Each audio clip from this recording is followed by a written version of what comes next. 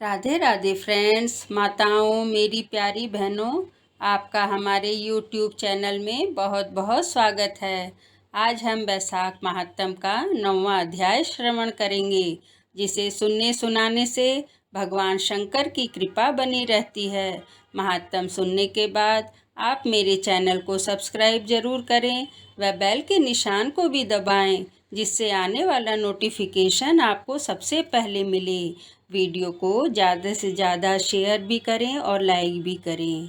नारद जी ने राजा अम्बरीश को वैशाख मास का 9वां अध्याय सुनाते हुए बताया कि जब ऋषि श्रुतदेव ने मिथिलापति को बताया कि अन्न व जल का दान न देने के कारण इक्ष्वाकु वंश के राजा को अनेक पशु पक्षियों, छिपकली जैसी योनि से गुजरना पड़ा, तो ऋषि की बातें सुनते सुनते मिथिलापति के मन में एक सवाल उठ खड़ा हुआ।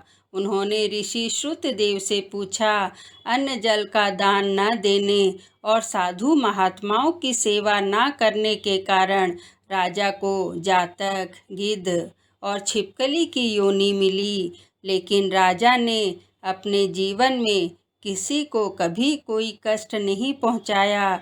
फिर बिना किसी कारण के उस राजा को कुत्ते की योनि किस कारण से मिली, मैं ये जानना चाहता हूँ। हे ऋषिवर, इस बात को लेकर मेरे मन में कई तरह के संदेह उठ रहे हैं। कृपया आप मेरी शंका का निवारण करें। मिथिलापति की बात सुनकर महायशस्वी श्रुतदेव जी ने कहा कि तुम धन्य हो। हे राजन, तुमने बड़ा अच्छा व धार्मिक प्रश्न पूछा है, सो अब ध्यान से सुनो। मैं तुम्हारे मन की इस शंका का भी निवारण करता हूँ। ये वार्ता देवादिदेव महादेव ने कैलाश पर्वत पर श्री पार्वती जी से कही थी। सब लोकों की रचना कर उनको लोक और परलोक 2 प्रकार की स्थिति बताई थी तथा इनकी स्थिति के निमित्त 3 भेद भी बताए थे। हे राजन, जल सेवा, अन्न सेवा और औषधि की सेवा, ये तीनों इस लोक की स्थिति हेतु हैं, जबकि साधु की सेवा, भगवान विष्णु की पूजा व धर्म, ये तीनों पारलौकिक स्थिति के हेतु हैं। जैसे खुद के कर्म से धन संपत्ति आदि प्राप्त हो सकती है, वैसे ही पारलौकिक क्रियाएं कभी कभी दुख का कारण भी हो जाती हैं। हे राजन, एक समय दक्ष प्रजापति भगवान शंकर को यज्ञ में बुलाने के लिए कैलाश पर्वत पर गए। तब उनको आए देख भोलेनाथ जी खड़े नहीं हुए, क्योंकि महादेव ने सोचा कि मैं सनातन हूँ और यह सब देवता यज्ञ में भाग लेने वाले सेवक के समान हैं। इसलिए स्वामी का सेवक के आने पर, पति का पत्नी के आने पर, गुरु का शिष्य के आने पर उठना आवश्यक नहीं है। यही सभी शास्त्रों का मत है, जिसमें बल, दान, तप, शांति अधिक रहती है। वही गुरु है। जो स्वामी स्वयं सेवकों के लिए उठते हैं, उनकी आयु, धन और यश तत्काल नष्ट हो जाते हैं।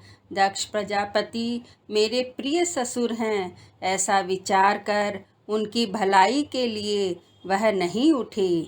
लेकिन भगवान शंकर के न उठने के कारण दक्ष प्रजापति को अत्यंत क्रोध आ गया और महादेव के आगे ही वह उनकी निंदा करने लग गया। दक्ष प्रजापति ने कहा कि देखो, इस दरिद्र को बड़ा अहंकार हो गया है। इसके पास एक बूढ़ा बैल है, जिसके शरीर पर केवल चर्म ही रह गया है। ये कपाल की हड्डी धारण करता है, पाखंडी, अहंकारी और महा अपवित्र है। यह किसी का शुभ कार्य नहीं करता। दरिद्रता के कारण दुखी होकर हाथी की चर्म ओढ़ता है। सर्प इसके आभूषण हैं और शमशान इसका घर है।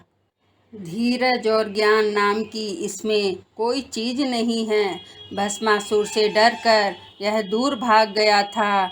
भूत प्रेतों के साथ रहता है तथा इसके कुल का कोई अता पता तक नहीं है।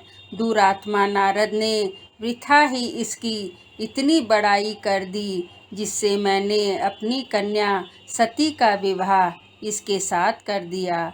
दक्ष प्रजापति ने कहा, जैसे कुम्हार का घड़ा चांडाल के घर पहुँचने से किसी का नहीं रहता, वैसे ही अब मेरी कन्या का भी मेरे से कोई प्रयोजन नहीं है।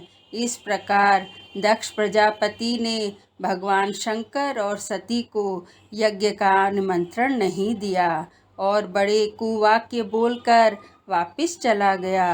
दक्ष ने वापस लौटकर ऋषि मुनियों को बताया और यज्ञ स्थल पर विधि पूर्वक यज्ञ करने लगा। हे मिथिलापति, इस यज्ञ में ब्रह्मा और विष्णु भी नहीं आए, लेकिन सिद्धचारण, गंधर्व, यक्ष, किन्नर, राक्षस और अन्य सभी देवता यज्ञ में पहुंच गए। इसी कारण सती के मन में भी यज्ञ देखने की लालसा उत्पन्न हो गई। सती ने सोचा, मैं भी किसी तरह यज्ञ का उत्सव देखूं और इसी बहाने मैं अपने सगे संबंधियों से भी मिल लूंगी। हे राजन, जब सती ने यज्ञ में शामिल होने की इच्छा भगवान शंकर के समक्ष रखी, तो भगवान महादेव ने उसे यज्ञ में ना जाने की सलाह दी। भोलेनाथ के बार बार समझाने के बावजूद भी वह नहीं मानी और जाने का निश्चय कर लिया। भगवान शंकर ने कहा, भद्रे, तुम्हारा पिता सभा में बैठकर भी मेरी निंदा करता है।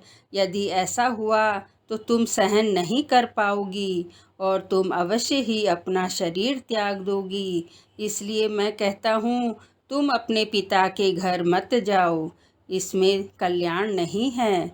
इतना समझाने के बावजूद भी सती नहीं मानी और चुपचाप कैलाश पर्वत से अपने पिता के घर के लिए चल दी। तब पीछे जाकर नंदी ने उन्हें अपनी पीठ पर बैठा लिया। कितने ही भूत प्रेत आदि भी उनके साथ चल पड़े। जब सती अपने महल में पहुंची, तब वहां किसी ने भी उसके साथ बात नहीं की।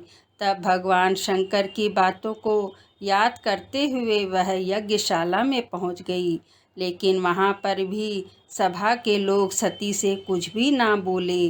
सती चुपचाप वहां खड़ी रही और रुद्र भगवान की आहुति तक वह अपने पिता की चेष्टा को देखती रही। जब दक्ष प्रजापति ने रुद्र की आहुति नहीं दी, तो सती ने क्रोध में भरकर कहा कि जो बड़ों का अपमान करते हैं उनका कभी कल्याण नहीं होता। तुमने सारे जगत के रचयिता अविनाशी रुद्र को आहुति नहीं दी। हे पिता, यहाँ जितने ऋषि मुनि महात्मा एकत्रित हुए हैं, उनमें से भी किसी ने आपको सद्बुद्धि नहीं दी। मुझे ऐसा लग रहा है विधाता तुम्हारे साथ साथ इनके भी प्रतिकूल है।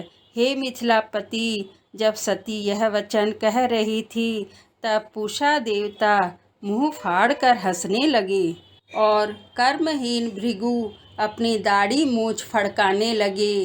दक्ष निंदा करने लगा।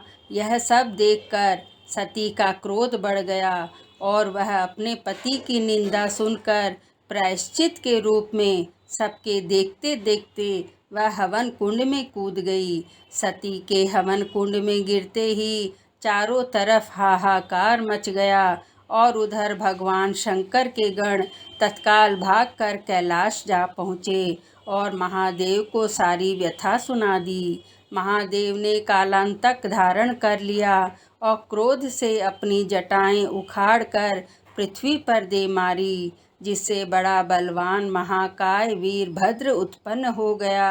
हे राजन, भगवान शंकर ने उस वीरभद्र को आज्ञा दी कि मेरे निंदक दक्ष का नाश कर दो, जिसके कारण सती को अपना शरीर त्यागना पड़ा।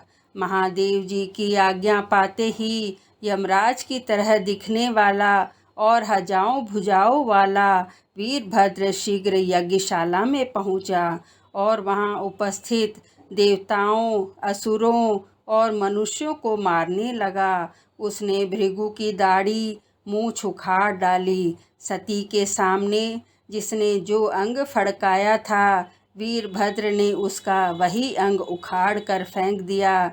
जब उसने दक्ष का सिर काटना चाहा तो शुक्राचार्य ने अपने मंत्रों के बल पर दक्ष की रक्षा की, लेकिन फिर स्वयं रुद्र भगवान ने दक्ष का सिर काट डाला और यज्ञ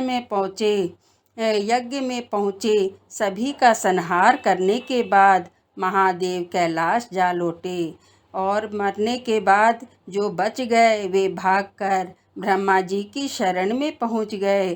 तब ब्रह्मा जी ने उनको साथ लेकर कैलाश पर्वत पर गए और अनेक प्रकार से समझाकर भगवान शंकर को शांत किया।